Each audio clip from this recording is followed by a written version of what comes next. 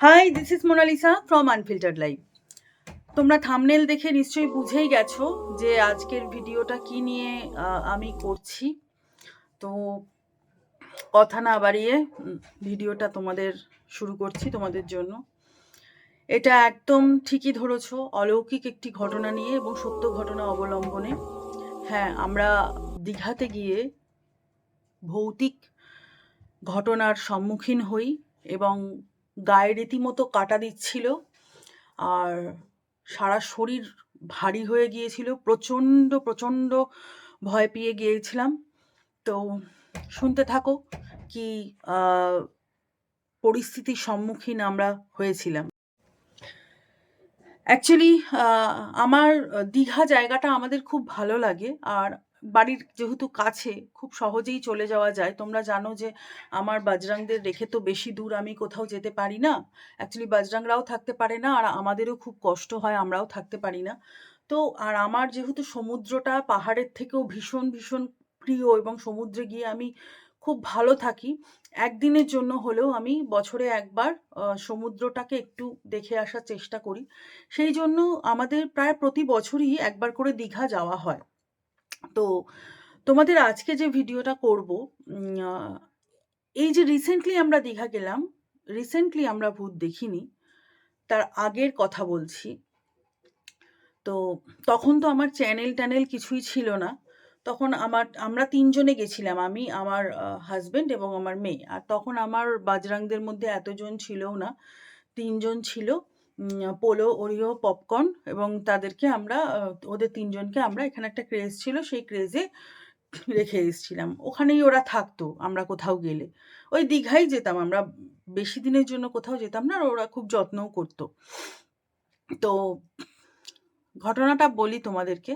তো এই রিসেন্টলি দীঘা গিয়ে আমাদের মনে হলো, আমি আর বাজরাংদের বাবা আলোচনা করছিলাম যে সেই ঘটনাটা, আগে হয়ে যাওয়া ঘটনাটা তোমাদের সাথে এবার শেয়ার করতেই পারি। কারণ যেহেতু আমার চ্যানেল আছে এবং চ্যানেলের মাধ্যমে আমি তোমাদেরকে পেয়েছি আমার পরিবারের আত্মীয় হিসাবে, এবং তোমরা আমার পরম আত্মীয়, তোমাদের সাথে শেয়ার করাই যায়। এবং এই ভিডিওটা তোমরা পুরোটা শুনবে। এই ভিডিওটা কিন্তু কোনো রকম বানানো নয়, কোনো রকম মিথ্যাচার নয়, কিচ্ছু নয়। সত্য ঘটনা অবলম্বনে, এবং সত্যিই আমরা ভূত দেখেছিলাম।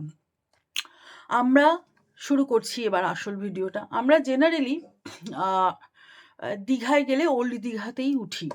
কারণ ওল্ড দীঘার ব্যারিস্টার কলোনিটা আমাদের খুব ভালো লাগে এবং আমরা ওখানেই উঠি। তো মাত্র ২ বার আমরা নিউ দীঘাতে উঠেছিলাম। ১ম বছর নিউ দীঘাতে, যখন আমরা নিউ দীঘাতে যে ২ বছর উঠেছিলাম, ১ম বছর যখন আমরা নিউ দীঘাতে উঠেছিলাম, যে হোটেলে ছিলাম ওখানে কোনো সমস্যা হয়নি। 2nd ইয়ারে আমরা যখন নিউ দীঘাতে উঠি, তো ওই শেষবারের মতো নিউ দীঘায় আমার হোটেলে ওঠা। তারপরে আমি আর নিউ দীঘায় কোনোদিন স্টে করিনি। আমরা ওল্ড দীঘাতেই স্টে করতাম। তো হোটেলটার নাম আমি বলছি না। দেখো, কারুর কোনো ক্ষতি হোক আমার ভিডিওর মাধ্যমে, আমি সেটা কখনোই চাই না। সেটা যে হোটেল কর্তৃপক্ষ, যে হোটেলের যে মালিক, তার বিজনেস ওটা। আমি কখনো চাইবো না তাদের ক্ষতি করতে। কিন্তু নিউ দীঘাতেই হোটেলটা। তো আমি, আমার মেয়ে এবং আমার হাসব্যান্ড একটি এসি রুম নিই। রুমে ঢুকেছি। তো ঢোকার সঙ্গে সঙ্গে দেখলাম আমরা যে ওই রুমটা সব ভালো, কিন্তু এসিটা কাজ করছে না। তো জানি না যে কি কোনো কিছু আকর্ষণ আমাদেরকে টেনে নিয়ে ওই ঘরটা থেকে বার করে নিল কিনা। তো দেন ওদেরকে, কর্তৃপক্ষকে জানাতে ওরা আমাদেরকে আরেকটা আলাদা রুম দিল। আমরা সেখানে গেলাম। সেই রুমে সব ফিটফাট, এসি ঠিক আছে, পাখা চলছে, সমস্ত কিছু পরিষ্কার পরিচ্ছন্ন। আর আমার কি ব্যাপারটা, আমি যাব না, কিন্তু গেলে আমি খুব ভালো করে যাব এবং আমি খুব ভালোভাবে থাকবো, এরম একটা ব্যাপার আছে। আমি খুব পরিষ্কার পরিচ্ছন্নভাবে থাকবো। আর আমি নিজেও একজন খুব পরিষ্কার পরিচ্ছন্ন মানুষ। আমার ঘরে এতগুলো বাচ্চা, তাও দেখবে যে আমি খুব টিপটাপ একজন মানুষ। তো এবং বলে না, শিশুরা মাটির তাল হয়। আমার বাচ্চারা আমাকে দেখে ওরাও শিখে গেছে সুন্দরভাবে থাকতে। তো ওদের যেমন শেখাবে তেমনই শিখবে। ওরাও কিন্তু আমার ঘর কিছু তছনছ ওরা কখনোই করে না সেভাবে। তো আমরা হোটেলটায় উঠেছি। উঠে আমরা, আমার হাসব্যান্ড বাথরুমে গেছে। সকালবেলায় আমি মানে বাথরুমে গেছে ওয়াশ হতে, যে আমরা ওয়াশরুমে যাবো ৩ জনই, জাস্ট ড্রেসটা চেঞ্জ করে আমরা আবার ওল্ড দীঘার বিচেই যাবো, সমুদ্রে স্নান করবো, এরকম একটা আমাদের প্ল্যান ছিল যে ওল্ড দীঘার বিচেই যাবো। তো ইতিমধ্যে ব্যালকনি যেটা ছিল রুমের, ব্যালকনি থেকে ওদের সুইমিং পুলটা দেখা যেত। আমি ব্যালকনিতে দাঁড়িয়ে আছি তখন দিনের বেলা। আমার যেন মনে হচ্ছে আমার পেছনে কেউ একটা দাঁড়িয়ে আছে। মেয়ে তখন ছোট, মেয়ের তখন ধরো ৭-৮ বছর বয়স হবে। আমি পেছনে ঘুরে দেখছি যে মেয়ে দাঁড়িয়ে আছে না, মেয়ে দেখছি রুমে বসে আছে। কি হলো? কি হলো? আমি না খুব অবাক হয়ে যাচ্ছি যে মনে হচ্ছে যেন কাঁধের কাছে একটা নিঃশ্বাস পড়ছে কারুর। আমি যে কি হলো ব্যাপারটা? মানে আমার এখনো বলতে গায়ে কাঁটা দিচ্ছে যে কি হচ্ছে? তো আমার হাসব্যান্ডকে কিছু জানাইনি। আমরা বেরিয়ে গেলাম। বেরিয়ে গিয়ে মানে বিশ্বাস করো আমার গায়ে কাঁটা দিচ্ছে। তো আ বিচের উদ্দেশ্যে আমরা বেরোলাম। বেরিয়ে সমুদ্রে স্নান-টান করে দুপুরবেলা আমরা খেতে বসেছি।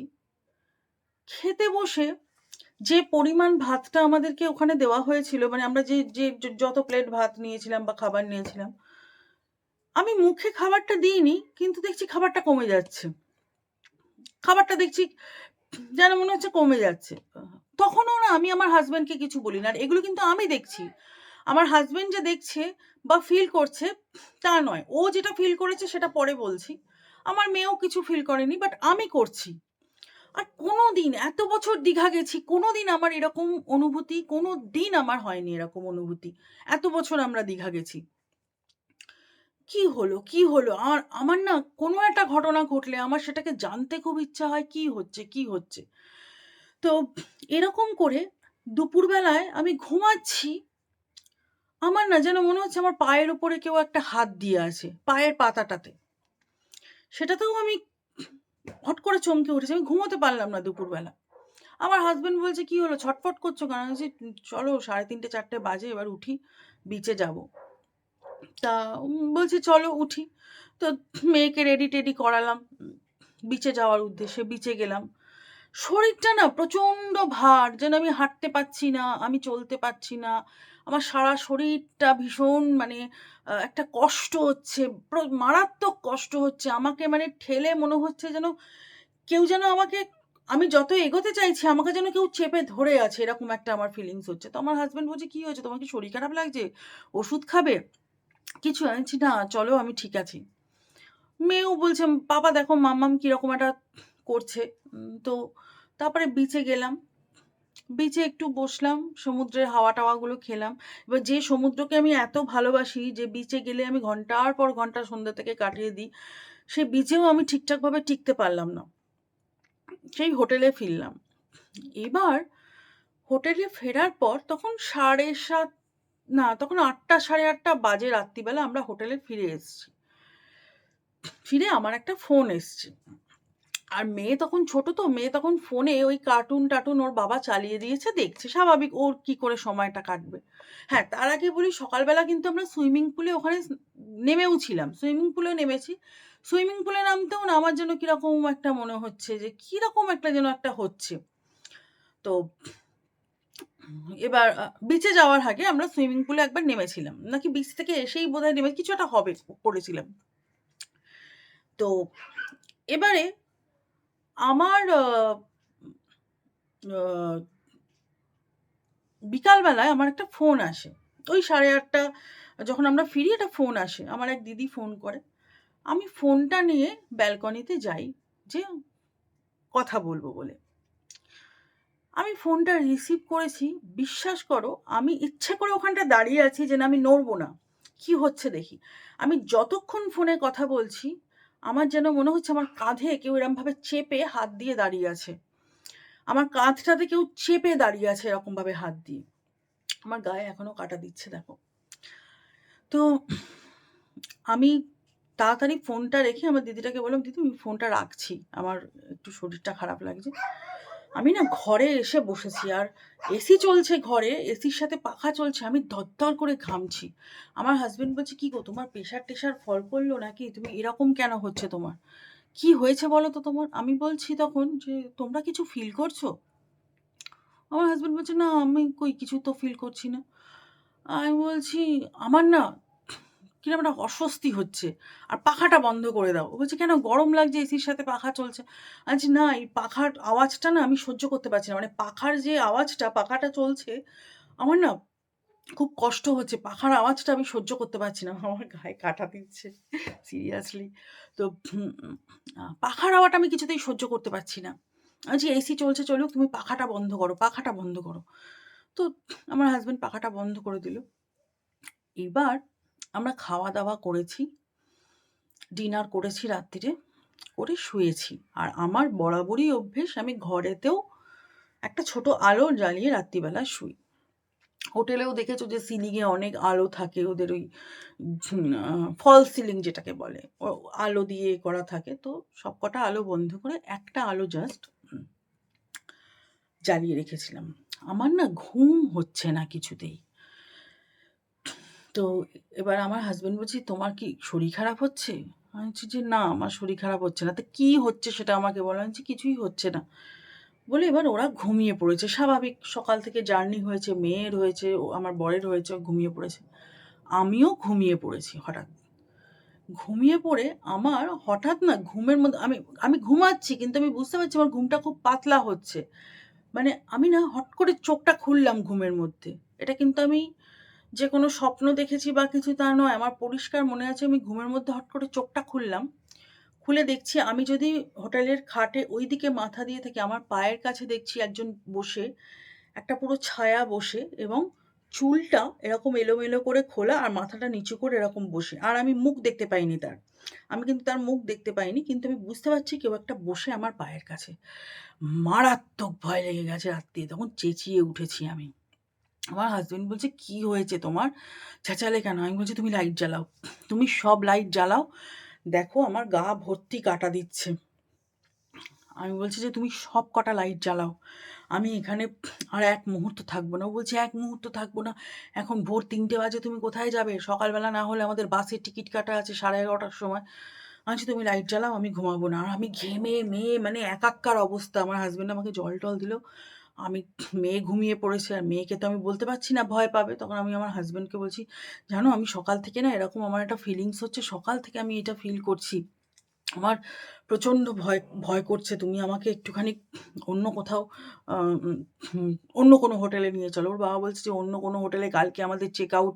আবার কি অন্য আজকেই সকালে, কালকে মানে আজকেই সকালে আমাদের চেক আউট ১০টার সময়। আর এখন ৩টে বাজে রাত্রিবেলা। অন্য কোন হোটেলে আমি নিয়ে যাবো। তুমি বসো, কিচ্ছু হবে না।" আমি তখন আমার হাসব্যান্ডকে পুরো ব্যাপারটা বললাম। আমার হাসব্যান্ড বলছে, "কি জানি, আমরা তো কিছু ফিল করলাম না।" বলে এবার আমি না তক্কে ছিলাম। হোটেলের রিসেপশনে জিজ্ঞাসা করছি যে, "আপনাদের কি এই রুমে কিছু ঘটেছে?" কেউ বলছে না, কেউ বলছে না। আর না দেখছি মুখ চাওয়াচাই করছে। আমি বুঝলাম যে কিছু তো ব্যাটা ঘটেইছে। ওরা মুখ চাওয়াচাই করবে কেন? তো আমাদের ব্রেকফাস্টে, ওদের রেস্টুরেন্টে গিয়ে আমরা ব্রেকফাস্টটা করেছিলাম। আর খাবারটা আমরা ঘরে আনিয়ে খেয়েছিলাম। এবার ব্রেকফাস্ট করার সময় আমি গেছি। ওখানে একটা উম ছেলে, যে ব্রেকফাস্টটা সার্ভ করছিল, তাকে আমি বললাম, "ভাই একটু এদিকে শোনো।" উম বলছে, "হ্যাঁ বলুন।" বললাম, "তোমাকে আমি একটা কথা জিজ্ঞাসা করব, এবং তোমাকে কিন্তু এই কথাটার উত্তরটা আমাকে দিতে হবে। আর আমি এরম করে বলেছি যে, তুমি মনে করবে যে তুমি কি ঈশ্বর বিশ্বাসী?" বলছে যে, "হ্যাঁ।" আজ যদি তুমি ঈশ্বর বিশ্বাসী হও, তাহলে জানবে ঈশ্বর আমাকে তোমাকে দেখিয়েছে, তোমার কাছ থেকে আমাকে উত্তরটা খুঁজতে বলেছে। আর তুমি যদি আমাকে উত্তরটা দাও, তাহলে আমি কিন্তু আমার দিক দিয়ে যদি কিছু করবার, ঠাকুরের ঐশ্বরিক বা কিছু যদি কিছু পুজো আচ্ছা কোনো কিছু যদি বলার আমি বলতে পারি, তোমাদের হোটেলটা কিন্তু রমরমিয়ে চলবে, এবং তোমাদের এই যে ছায়াটা সেটা কেটে যাবে। বলছে, "বলুন কি বলবো?"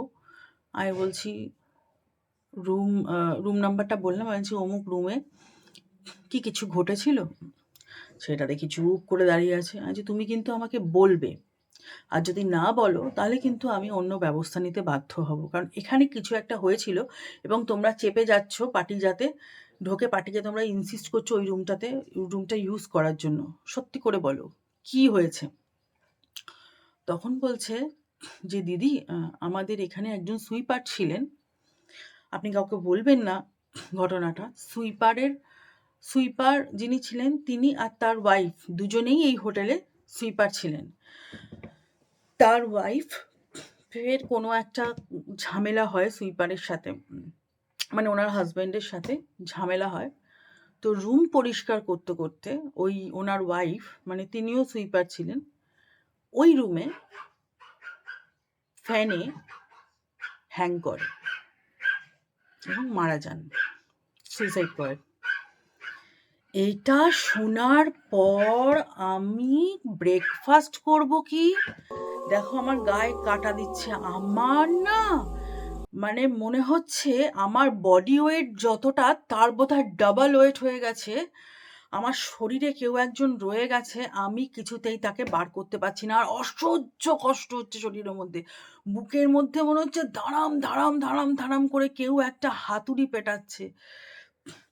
ওটা বলতে না মানে আমি আস্তে আস্তে না পুরো নিস্তেজ হয়ে পড়ি। মানে আমার শরীর আছে, আমি কথা বলছি, সব করছি, কিন্তু মানে আমার প্রচণ্ডভাবে আমার সেন্সলেস হয়ে যাওয়ার মতো অবস্থা হয়। আমার হাজব্যান্ডকে বলছি আমার ব্রেকফাস্ট থাক, আর আমরা রেডি হয়েই নেমেছিলাম যে ব্রেকফাস্টটা করব, করে একটু বিচে যাব, গিয়ে দেন বাসে উঠবো। সে ব্রেকফাস্ট আমি এখানে করব না, তুমি বিল পেমেন্ট করো, তোমরা গিয়ে তুমি গিয়ে বা ওদের ওয়ার্ড বয়কে নিয়ে যাও, গিয়ে ব্যাগ ট্যাগ লাগেজ নামিয়ে আনো, একদম বেরিয়ে যাবো এখান থেকে। ওখান থেকে বেরিয়েছি, মানে আর এক মুহূর্ত নয়। আর ওই ওয়ার্ড বয়টাকে আমি বললাম যে ভাই তোমরা ভালো করে পুজো করো, ওই রুমটাতে পুজো করা, কারণ যে আছে সে তো অনেক কষ্টে চলে গেছে, অ্যাটলিস্ট তার আত্মাটাকে শান্তি দেওয়ার আমাদের কর্তব্য। হয়তো উনি আমার মধ্যে দিয়ে জানান দিচ্ছে যে সে শান্তি পেতে চায়, এবং আমি জানি না আমার আগেও কতজন এই জিনিসটা সাফার করেছে এই হোটেলে এসে। হোটেলের নামটা আমি বলছি না, তোমাদের কারুর যদি দীঘা গিয়ে এরকম কোনো নিউ দীঘায় হোটেলে অভিজ্ঞতা হয়ে থাকে, তোমরা নামটা আমাকে কমেন্টে লিখে দিও।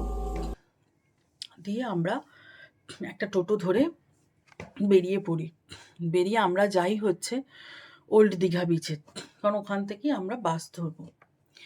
বিচে বসে আছি, আমি চুপচাপ সমুদ্রে বসে আছি আর ভাবছি, আর আমার গাটা ততটা ভার। বাসে উঠেছি তখনও দেখছি আমার গা ভার। বলছি যে আমার এত কষ্ট হচ্ছে কেন, আমার গা ভার হচ্ছে কেন, জল খাচ্ছি কিছুতেই কিছু হচ্ছে না। তারপর বিশ্বাস করো ঠাকুরকে ডাকছি সমানে, ডেকে দীঘাটা, ওল্ড দীঘা থেকে আমরা বাসে উঠলাম, উঠে সেই বাসটা যখন নিউ দীঘা ক্রস করে প্রায় কাঁথির কাছে যখন এলো, তখন আস্তে আস্তে আমার গাটা হালকা হলো এবং তখন আমি স্বাভাবিক হলাম। তখন মানে যেন মনে হচ্ছে আমার শরীরে কেউ একটা ছিল, সে আমার শরীরটা ছেড়ে দিল, শরীরটা হালকা হলো এবং আমি ঘুমিয়ে পড়লাম বাসের মধ্যে। সেই যে ঘুমিয়েছি, লাস্ট আমার এখানে তোমার সাঁতরাগাছি যখন এলো, সাঁতরাগাছিতে আমি ঘুম থেকে উঠেছি। আমার হাজব্যান্ড বলছে শরীর ঠিক আছে এখন? আমি বলছি হ্যাঁ এখন ঠিক আছে।